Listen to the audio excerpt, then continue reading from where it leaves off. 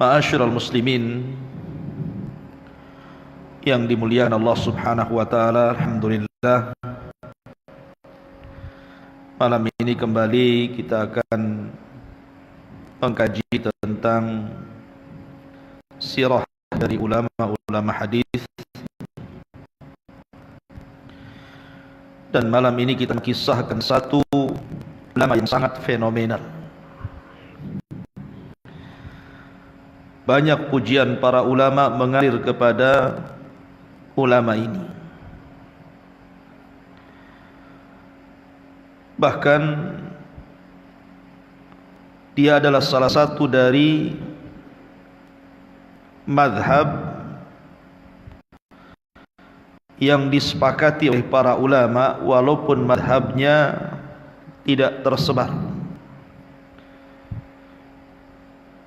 Siapa dia? Dia adalah Sufyan Ats-Tsauri rahimahullahu ta'ala. Yang dikatakan Imam Nawawi rahimahullahu ta'ala bahwa mazhab yang disepakati itu ada 6. Pertama, mazhab Ats-Tsauri. Yang kedua, mazhab Auza'i. Yang ketiga, mazhab Hanafi. Yang keempat, mazhab Maliki. Yang kelima, mazhab Syafi'i. Dan yang keenam, mazhab Hambali. Akan tetapi mazhab Ats-Tsauri nisbah kepada Sufyan Ats-Tsauri dan juga mazhab Auza'i hilang dengan meninggalnya ulama ini,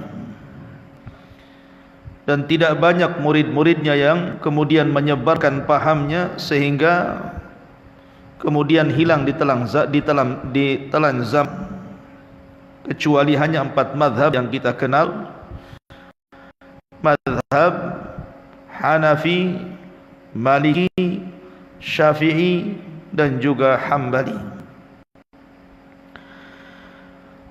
Orang yang kita akan kisahkan ini adalah orang yang sangat ajaib. Banyak pelajaran yang kita akan petik nanti ketika kita mengkisahkan siapa Sufyan Ats-Tsauri ini.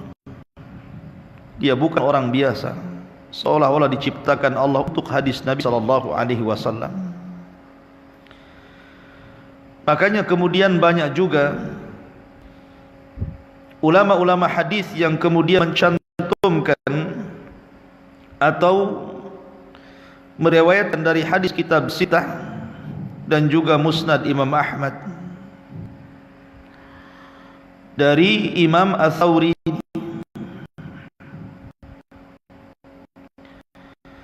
Ma'asyiral muslimin yang dimuliakan, karena juga seperti Bukhari, Muslim, Abi Dawud, Tirmidzi, Nasa'i, Ibnu Majah, kemudian juga Imam Ahmad meriwayatkan di dalam sahih dan sunan-sunan mereka. Ada yang mengatakan Imam Bukhari mencapai 395 hadis, Imam Muslim 413 hadis, Abu Dawud 246 hadis, Imam Tirmidzi 348 hadis, Nasa'i 315 hadis, Ibnu Majah 360 hadis, dan Ahmad 1627 hadis. Meriwayatkan daripada Sufyan Ats-Tsauri dan dicantumkan dalam kitab-kitab mereka. Ma'asyiral muslimin yang dimuliakan Allah Subhanahu wa taala,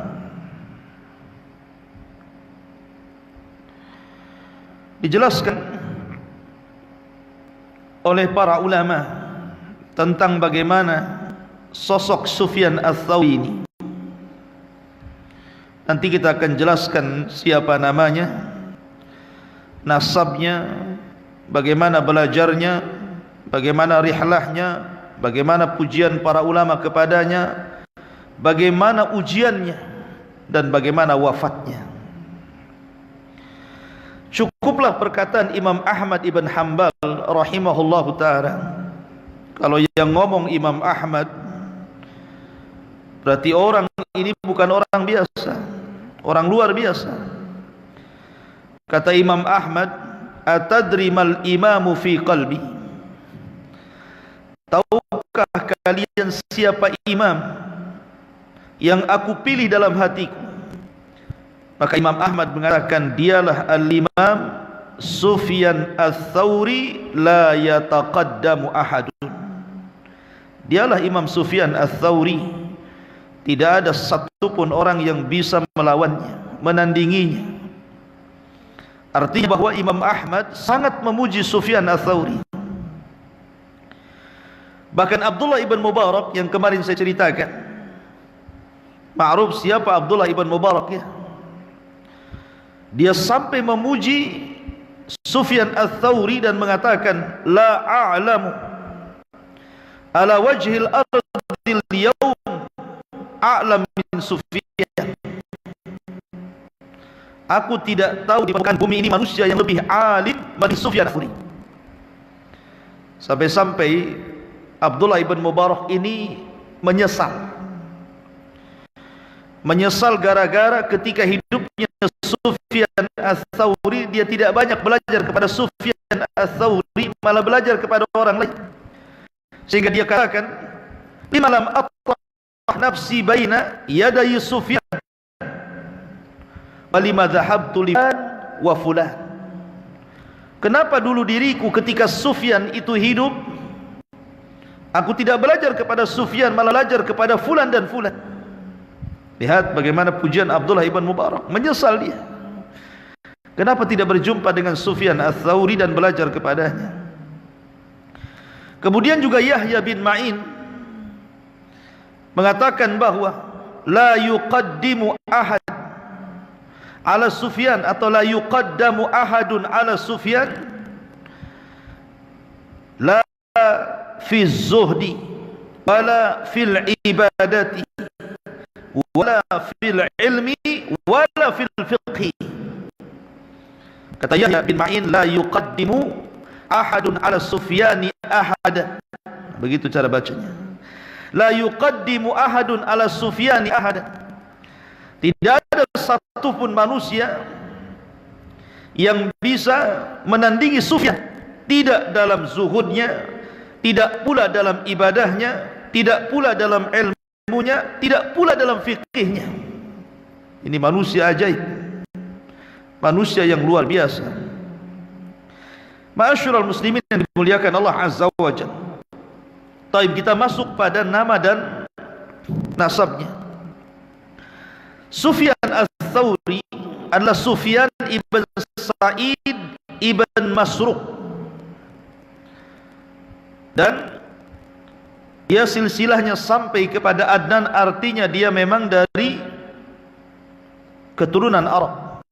Sufyan ibn Sa'id ibn Masruq ini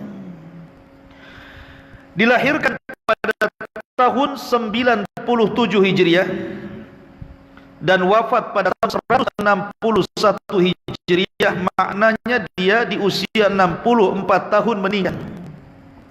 Dan subhanallah, dia hidup di zaman Sulaiman ibn Abdul Malik, artinya dia hidup di antara dua kekuasaan, baik kekuasaan Bani Umayyah ataupun kekuasaan Bani Abbasiyah, karena dia hidup di akhir runtuhnya Bani Umayyah dan tegaknya Bani Abbasiyah. Jadi dia berjumpa dengan khalifah-khalifah Bani Umayyah dan khalifah-khalifah Bani Abbasiyah.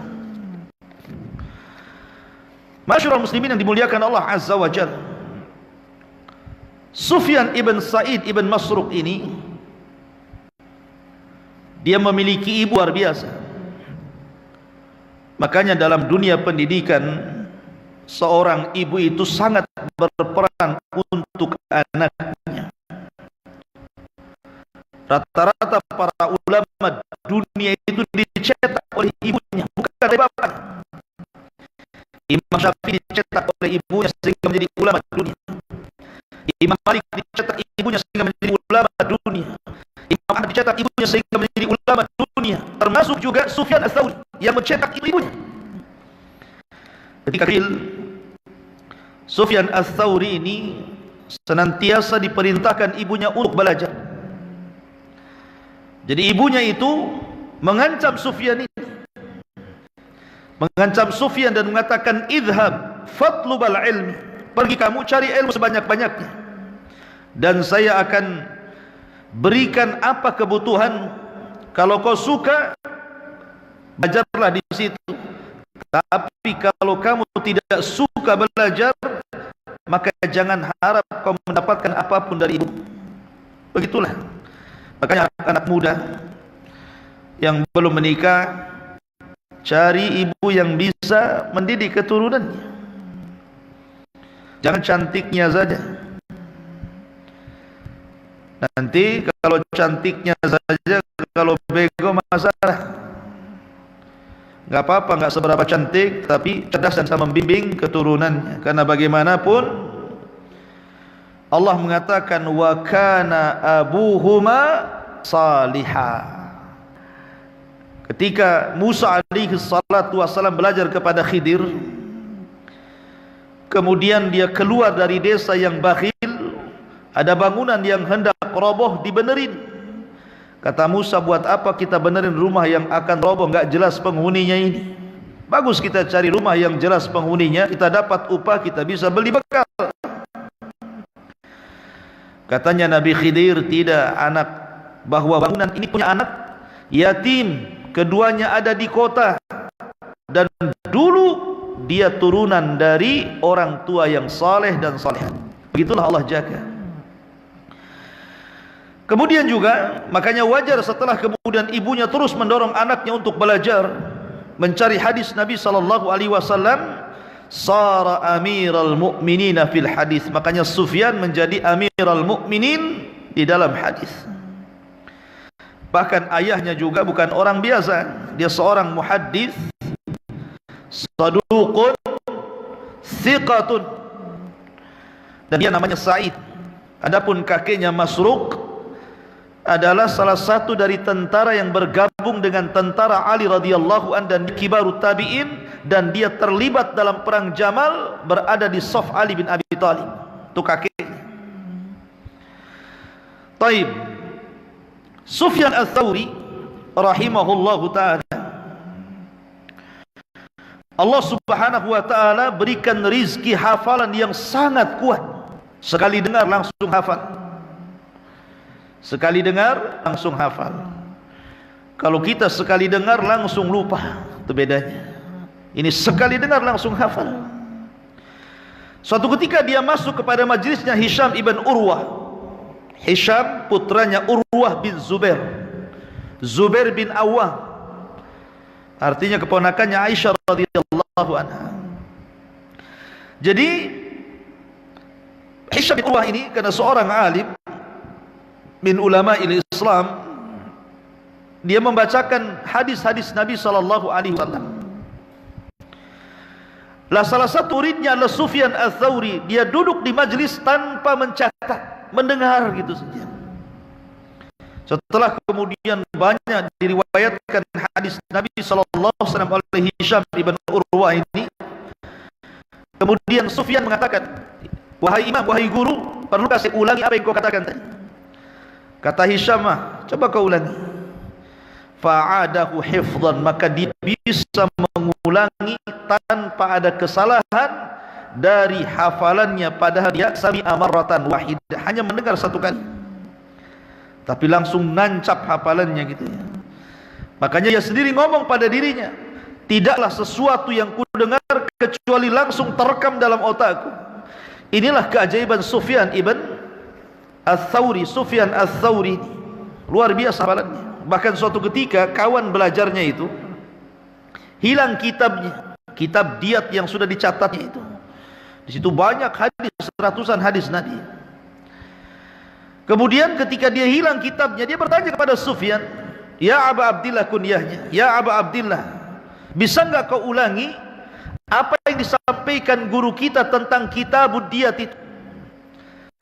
Maka Sufyan mengulangi dengan hafalannya, dan kawannya mencatat kembali dari Sufyan Ats-Tsauri. Itulah keajaiban Sufyan Ats-Tsauri rahimahullahu ta'ala. Ma'asyiral muslimin yang dimuliakan Allah subhanahu wa ta'ala, makanya wajar pujian para ulama mengalir. Di antaranya Sufyan ibn Uyainah, seorang alimin ulama'i Makkah, ma ra'aitu ahadan afdal min Sufyan wala ra'a Sufyan misla nafsihi. Tidak pernah mengenal ada orang yang lebih Sufyan sendiri enggak tahu kalau dirinya itu punya keistimewaan. Sampai seperti itu. Bahkan dikatakan oleh Yahya bin Ma'in, dia mengatakan ma khalafa ahadun Sufyan fi syai'in illa kana al-qawlu qawlu Sufyan.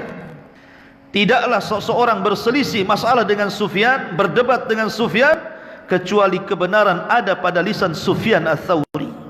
Oh, luar biasa, ya. Itu pernyataan Yahya bin Ma'in. Siapa Yahya bin Ma'in? Seorang alim ulama dunia, kawannya Imam Ahmad di zamannya. Bahkan dikatakan oleh Imam Waqi', gurunya Imam Syafi'i, yang Imam Syafi'i katakan syakautu ila Waqi su'a hifdin fa arsyadani bi antarkil ma'si wa'lam bi annal ilma nurun wa nurullahi la yuhda lil 'asi. Imam Waqi' mengatakan kana Sufyan bahran. Sufyan itu bahran, lautan ilmu. Apa yang tidak kami ketahui dia tahu. Begitulah pujian para ulama. Dan banyak lagi kalau kita baca satu-satu pujian para ulama sampai Isya tidak selesai. Hanya bahas pujian saja. Kita masuk pada ibadahnya. Sufyan ats-Tsauri rahimahullahu ta'ala, kalau cerita ibadahnya subhanallah ikhwan, menakjubkan, sangat menakjubkan. Dijelaskan bagaimana ibadahnya Sufyan ats-Tsauri rahimahullahu ta'ala. Di antara adalah dijelaskan Ali ibn Fudail Allah ta'ala, ra'aitu Sufyan ats-Tsauri haulal bait. Aku pernah melihat itu sujud di sekitar Ka'bah. Fatuftu sab'ata asabi'a qabla an yarfa'a ra'sahu. Sementara aku sudah tawaf 7 kali tawaf. Berapa sekali tawaf? 7 putaran. Kalau 7 kali tawaf berarti 7 kali 7 putaran. 7 kali 7 putaran berapa? 49 kali ya. 7 kali 7 49. Jadi 49 kali mutar Ka'bah. Ini Sufyan masih sujud, enggak bangkit-bangkit. Bukan tidur loh ya. Kalau kita sujud lama tidur. Ya. Jadi Sufyan itu terkenal kalau sujud lama banget. Ya. Bahkan juga dijelaskan oleh Ibn Wahab, ra'aitu ats-Tsauri fil Masjidil Haram ba'da al-maghrib shalla thumma sajada sajdatan falam yarfa ra'sa hatta nudiya bi salatil isya. Aku melihat Sufyan ats-Tsauri di Masjidil Haram setelah maghrib, dia salat sunnah, dan aku dia lihat sujud tidak pernah bergerak dari sujudnya, dan baru bangkit ketika azan isya. Anda bisa bayangkan dari maghrib ke isya ada 1 jam. 1 jam ya. Sujud 1 jam. Antum jangan sujud 1 jam, 15 menit saja sujud, darah sudah ke kepala semuanya. Udah pusing dia. Ya. Kalau kita sujud 10 menit saja darah sudah kumpul di kepala itu.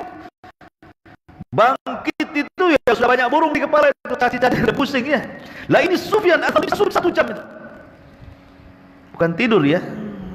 Betul-betul sujud. Seorang ulama itu lihat ibadahnya sampai seperti itu. Ya. Ma'asyiral muslimin yang dimuliakan Allah Azza wa Jalla. Qala rajulun li Sufyan, berkata seorang laki-laki kepada Sufyan, ausini, tolong berikan wasiat kepadaku. Maka Sufyan mengatakan, i'mal lidunya biqadri baqaika fiha walil akhirati biqadri baqaika fiha. Bekerjalah untuk dunia sesuai dengan kehidupanmu di dunia, dan bekerjalah untuk akhiratmu sesuai dengan kehidupan akhirat.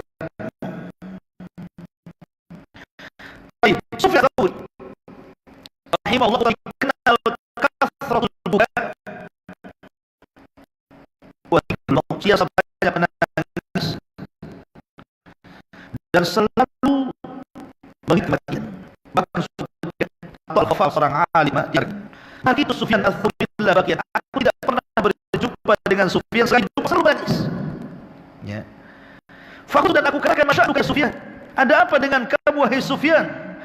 Maka Sufyan mengatakan akhafu an akuna fi ummil kitabi syakian, karena aku takut kalau catatanku di Lauhil Mahfud aku ini orang yang celaka, maka aku senantiasa menangis.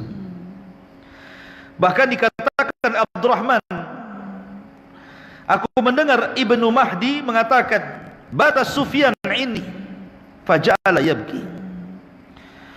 Suatu ketika Sufyan itu bermalam di rumahku dan aku melihat tengah malam dia senantiasa menangis. Kemudian dikatakan walima tabki ya Sufyan, kenapa engkau menangis wahai Sufyan ya Aba Abdillah? Qala, dia mengatakan la dhunubi indi ahwan, la dhunubi indi ahwan min dha wa rafa syai'an minal ardi inni akhafu an uslab al-iman qabla an amut.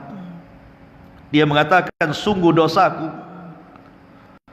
menurutku lebih ringan dibandingkan kalau seandainya aku meninggal sementara keimananku dicabut Allah Subhanahu wa taala. Seperti itulah Sufyan Ats-Tsauri rahimahullah taala. Masyarul muslimin yang dimuliakan Allah Azza wa Jalla, dan Sufyan ini berani orangnya. Ingat hadis Nabi SAW, afdalul jihad kalimatul haqqi inda sultanil jair, bahwa seutama-utama jihad adalah menyampaikan yang hak di hadapan pemimpin yang zalim. Sehingga para ulama mengatakan afdal mana, jihad bertempur di medan perang sampai kemudian syahid, ataukah jihad menasihati penguasa yang zalim. Sampai ulama mengatakan bahwa menasihati penguasa yang zalim jauh lebih afdal dibandingkan jihad di jalan Allah. Karena Rasul mengatakan afdalul jihad menggunakan ismu tafdil, seutama-utama jihad. Lah suatu ketika kita tahu bahwa di zaman Khalifah Al-Mahdi, Khalifah Mahdi ini adalah khalifah yang keempat dari Daulah Abbasiyah. Sebelumnya Abu Ja'far Al-Mansur, lebih zalim lagi dia. Al-Mahdi masih meninggal. Lah suatu ketika ini sebenarnya imam ataupun Khalifah Al-Mahdi ini, khalifah yang keempat dari Bani Abbasiyah ini, meminta kepada Sufyan untuk menjadi qadhi, untuk menjadi hakim di negaranya berkali-kali. Tapi Sufyan menolak dan menolak.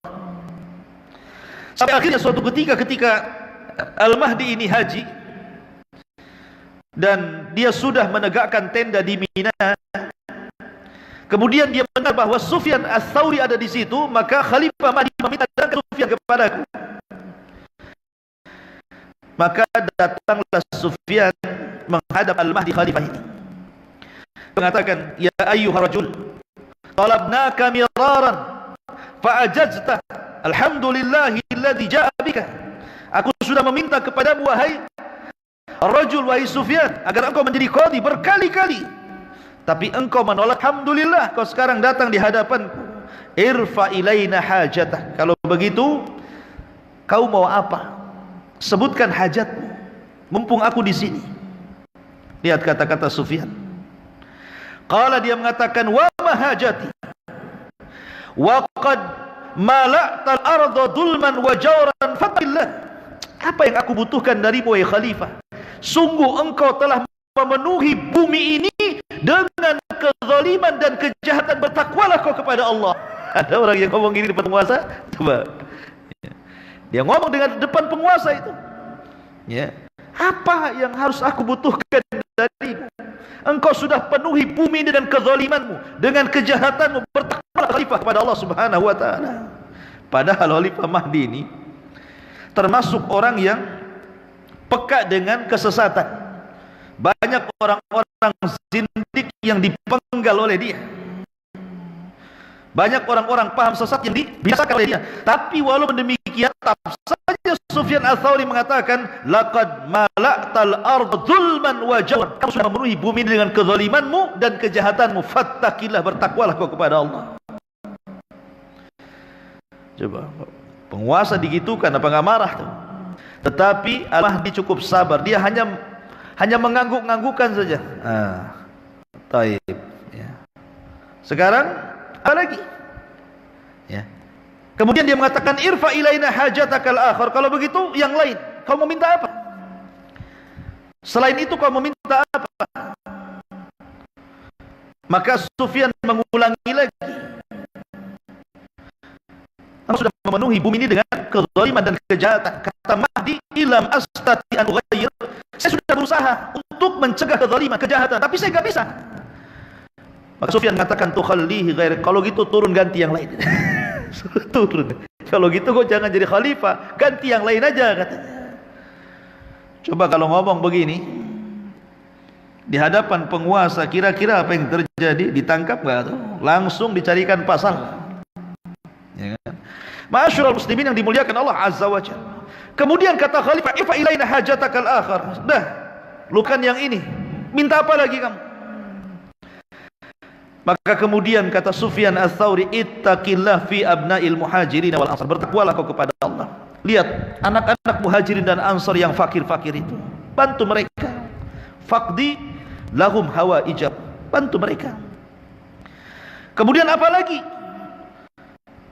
Maka dia mengatakan, kau tidak lihat jemaah haji di hadapanmu, fuqara wal masakin, banyak fasilitas yang kurang memadai, banyak kebutuhan-kebutuhan yang kurang bagi mereka, cukupkan mereka.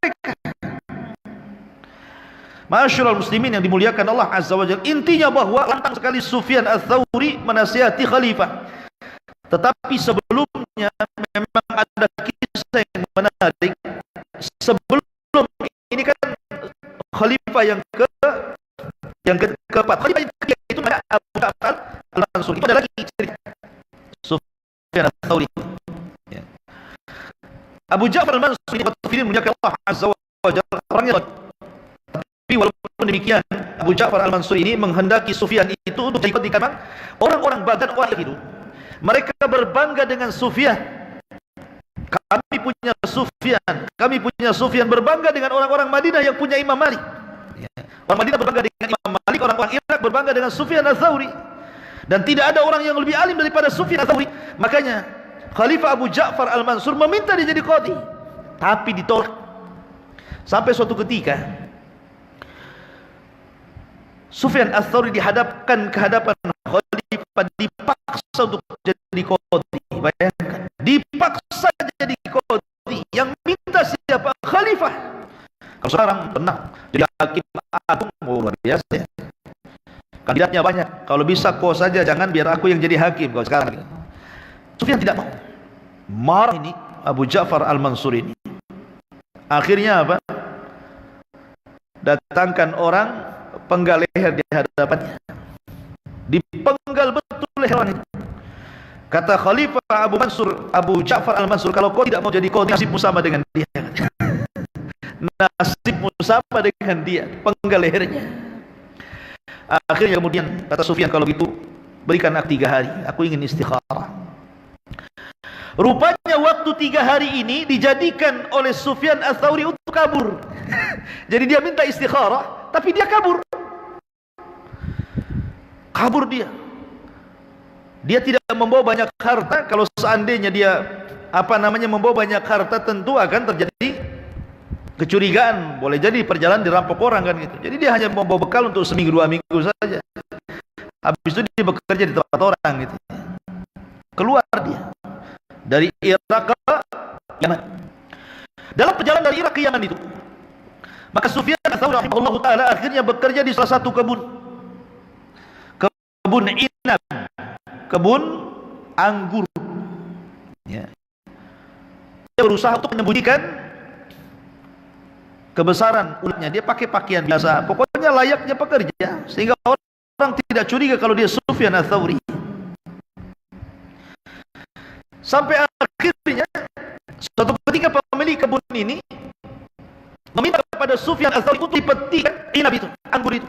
Rupanya persis seperti kata-kata Abdullah, seperti kisahnya Abdullah bin Mubarak. Diminta yang manis, datang yang kecut pula. Minta yang manis, datang yang kecut pula. Jadi majikannya marah dan mengatakan, kau ini bisa kerja enggak, bahasanya? Bisa kerja enggak kamu itu? Kemudian kata Sufyan Ats-Tsauri, sementara orang yang kemudian tidak tahu kalau di hadapannya Sufyan Ats-Tsauri, dia mengatakan, bagaimana aku akan memakan anggurmu sementara kau belum izinkan aku memakannya. Tiba-tiba kemudian tertawalah pemilik kebun anggur itu. Kau kayak Sufyan saja. Apa pemilik kebun? Kamu kayak Sufyan saja, Suara katanya. Kenapa? Karena bapaknya. Sehingga pemilik kebun ini mengatakan, kau ini Suara kamu. Siapa kamu ini? Kayak Sufyan aja kami ini. Padahal betul-betul Sufyan itu ya. Akhirnya ikhwatu fillah muliakan Allah Azza wa Jalla, tidak digubris oleh pemilik kebun ini. Jadi suatu hari pemilik kebun ini jalan ke pasar. Kan di pasar ngobrol pula dia dengan kawan-kawan di pasar. Payah, saya ini punya pekerja, kemarin saya ada masalah, saya suruh ambil anggur yang manis, dia ambil pula yang kecut. Diceritakan kisahnya. Kemudian orang ini kaget. Ya. Apa kau cerita? Jangan-jangan dia Sufyan betulan. Karena saya mendengar khalifah menginstruksikan kepada kita untuk menangkap Sufyan Ats-Tsauri hidup ataupun mati, dan akan dapat hadiah yang besar. Kalau begitu, pembantumu itu ciri-cirinya seperti apa? Pembantumu itu ciri-cirinya seperti apa? Kemudian ciri-cirinya begini, janggutnya begini, perawakannya begini, rambutnya begini, disebutkan ciri fisiknya itu. Nah, orang ini kenal Sufyan Ats-Tsauri, sehingga dia mengatakan apa? Oh, itu betul Sufyan itu. Kalau gitu kita tangkap berdua, kita akan dapat hadiah daripada Khalifah Abu Ja'far Al-Mansur. Ya. Akhirnya kemudian pas mau ditangkap, bocor. Ketahuan oleh Sufyan Ats-Tsauri, sebelum sampai dua orang ini dia sudah lari, meninggalkan kota tersebut, akhirnya menuju Yaman. Menuju Yaman. Ya. Sampai di Yaman, akhirnya dia pun bekerja di pasar. Ya, mungkin ngangkat-ngangkat barang orang yang jualan dan begitu seterusnya gitu kan. Akhirnya dia dituduh mencuri. Sufyan Ats-Tsauri rahimahullahu taala sampai di pasar, dia bekerja di pasar, akhirnya dituduh mencuri. Mencuri, ditangkaplah, kemudian dihadapkan kepada gubernur Yaman. Karena dituduh mencuri, dihadapkan kepada gubernur Yaman. Tetapi gubernur Yaman ini seorang alim, orang dia tahu muka pencuri dengan muka yang tidak pencuri, dia tahu masa pencuri kayak gini gitu. Nampak mukanya ini orang pencuri, bukan masa penjahat kayak gini gitu. Dia melihat ada aura ulama itu, aura ulama daripada Sufyan Ats-Tsauri. Ada karisma yang luar biasa. Akhirnya dia meminta kepada orang yang menangkap Sufyan Ats-Tsauri, keluar. Akhirnya keluar semuanya. Maka berhadapanlah gubernur Yaman dengan Sufyan Ats-Tsauri. Kata gubernur Yaman, Masmuk, siapa namamu? Kata Sufyan Ats-Tsauri mengatakan, ana Abdullah, saya hamba Allah. Kata raja, kata gubernur, semua orang Abdullah. Semua orang Abdullah, saya juga Abdullah, hamba Allah. Siapa namamu? Abdullah, katanya. Uqsimu billah, katanya, aku bersumpah kepada Allah, siapa nama yang ibumu memberikan kepadamu? Akhirnya dia ngaku, Sufyan. Sufyan ibnu man? Anak siapa? Siapa bapakmu? Abdullah. Siapa bapakmu? Abdullah. Saya juga Abdullah. Saya tidak hendak bicara tentang siapa Abdullah. Saya Abdullah, bapakmu juga Abdullah. Siapa nama bapak yang diberikan kakekmu kepada bapakmu? Iqsumi billah, aku bersumpah kepada Allah, sebutkan nama bapakmu. Akhirnya dia mengatakan, As-Sa'id, Sa'id ibn Masruq. Iya, Sa'id bin Masruq. Kamu itu Anda Sufyan ibn Sa'id ibn Masruq? Iya, saya Sufyan ibn Sa'id ibn Masruq. Karena sudah ketahuan identitasnya. Ya. Ulama yang kondang itu. Ya. Pokoknya setiap pertanyaan dia, iya. Ini Yaman ini, gubernur yang kasihan dengan Sufyan, dia ingin nolong. Dia mengatakan, ya Sufyan, aku tahu kau seorang ulama, tidak pantas kau diburu oleh khalifah. Kalau kau bersembunyi di telapak kakiku sekalipun, pasti khalifah akan tahu. Maka saya sarankan, pergilah sejauh mungkin, selamatkan dirimu. Akhirnya setelah itu pulanglah, ataupun Sufyan Ats-Tsauri akhirnya balik lagi dari Yaman ke Mekah. Namanya ulama besar, murid-muridnya banyak di Mekah. Sampai di Mekah pula musim haji, orang-orang kenal Sufyan Ats-Tsauri kan. Oh, guru kami datang, semua diciumnya begini-begini. Tersebarlah kabar Sufyan Ats-Tsauri ada di Mekah. Lah kebetulan Khalifah Abu Ja'far Al-Mansur tahun itu ikut haji juga, sedang bergerak dari Irak menuju Mekah. Mendengar bahwa Sufyan Ats-Tsauri ada di Mekah, maka dia ingin menangkap sendiri, tak mau nyuruh pasukannya. Maka murid-murid Sufyan Ats-Tsauri meminta, ya guru, khalifah sudah sampai, mereka akan menangkapmu. Bersembunyilah kamu, pergi sejauh mungkin. Tapi Sufyan Ats-Tsauri tidak. Harus kemana lagi, kapan dia buru masalahnya.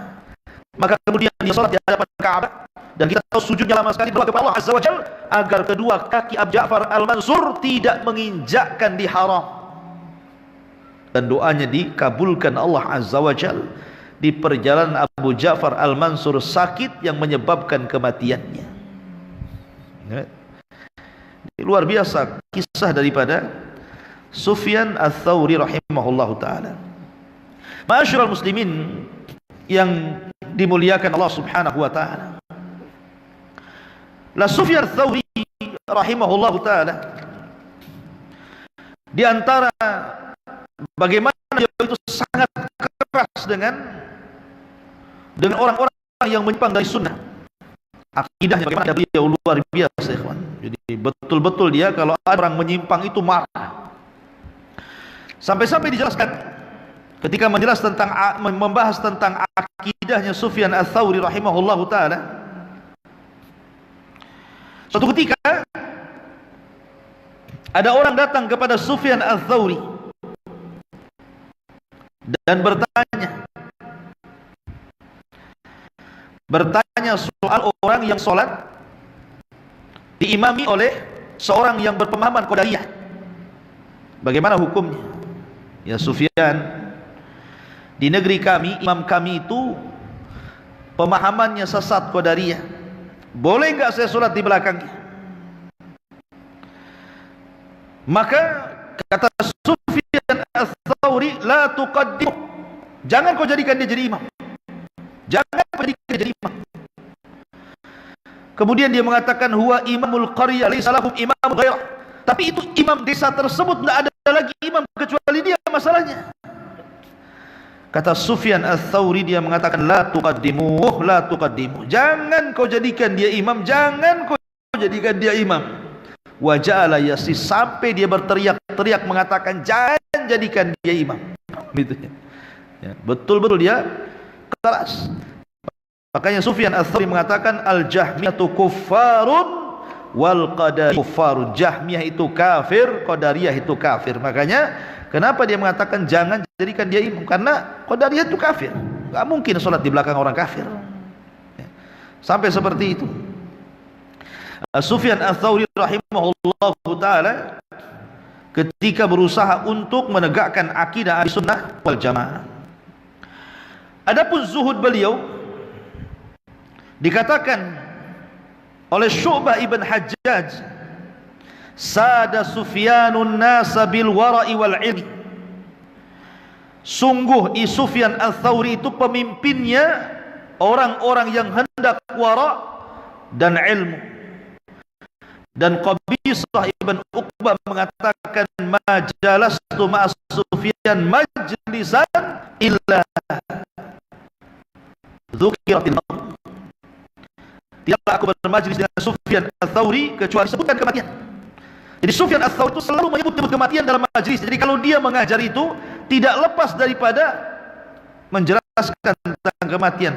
Tetapi Imam Zahabi rahimahullahu taala, walaupun Sufyan Ats-Tsauri ini suka menangis, maksudnya dia suka menyebutkan kematian dan suka menangis, tetapi ada akhlak yang luar biasa. Apa kata Imam Zahabi rahimahullahu taala ketika mensifati beliau? Wa kana mazzahan bassaman ma ashabi. Tapi Sufyan itu suka bergurau, suka tertawa, tidak serius. Ini ulama satu ini aneh. Satu sisi dia suka menangis, sisi lain suka bergurau. Tidak mengapa ini bergurau juga Sufyan Ats-Tsauri, suka tertawa gitu. Sampai kalau jalan sama dia, kemudian di jalan itu ketemu dengan manusia, maka Sufyan terkadang ngobrol. Jadi kawannya nunggu dia lama gara-gara apa? Bergurau dulu di situ. Tawa, ketawa gitu. Ulama tidak harus serius kan begitu. Ya. Ini enggak ya. Kalau bisa ustaz itu enggak boleh bergurau, harus serius gitu kan. Harus serius. Stres lah ustaz kalau kalau ustaz tidak pernah tertawa, tidak pernah bergurau, paling stres dia. Rasul mengatakan tabassumuka li akhika sadaqah. Senyummu kepada saudara betul sedekah. Ya.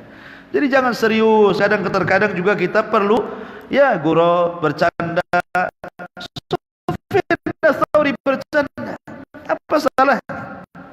Ya. Selama candaan itu tidak buat yang tidak ada faedahnya, dusta dan yang lainnya, tidak masalah. Ini sifatkan siapa yang mensifatkan Imam Zahabi rahimahullahu taala. Masyarul muslimin yang dimuliakan Allah Azza wa Jalla. Tapi karena juga waktu, langsung saja wafatnya beliau.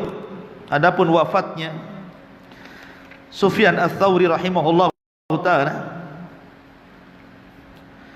dikatakan qala Ibn Sa'ad rahimahullah taala. Jadi Ibn Sa'ad menceritakan tentang wafatnya beliau.